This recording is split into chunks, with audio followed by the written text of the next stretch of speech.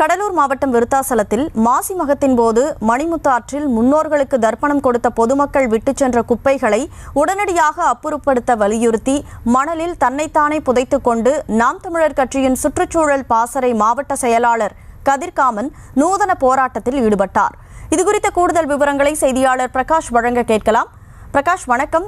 என்ன நடந்தது? கடலூர் மாவட்டம் விருத்தாசலம் மற்றும் அதன் சுற்றுவட்டார பகுதிகளில் இருந்தும் பல்வேறு மாவட்டங்களில் இருந்தும் மாசி மகத்தில் முன்னோர்களுக்கு தர்ப்பணம் கொடுப்பதற்காக காசிக்கு நிகரான புண்ணியம் நிறைந்த மணிமுத்தாறு நதிக்கு வந்து தர்ப்பணம் கொடுப்பது வழக்கம். இந்த நிலையில் கடந்த 12ஆம் தேதி அன்று மாசி மகம் நடந்து முடிந்தது. இதில் அரிசி, எள், காய்கறிகள், பழம், வெற்றிலை பாக்கு இவற்றை வைத்து முன்னோர்களுக்கு திருச்சி கொடுத்து விட்டு அங்கு பயன்படுத்தப்பட்ட பொருட்களை ஆற்றிலேயே விட்டு செல்வது வழக்கம்.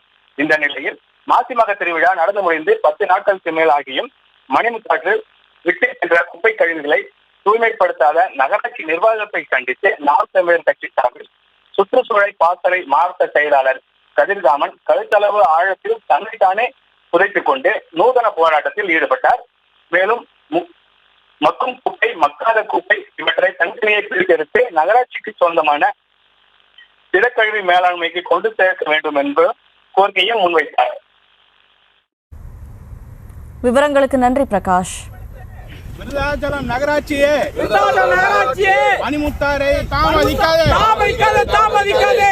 விருத்தாச்சலம் நகராட்சியை தாமதிக்காதே.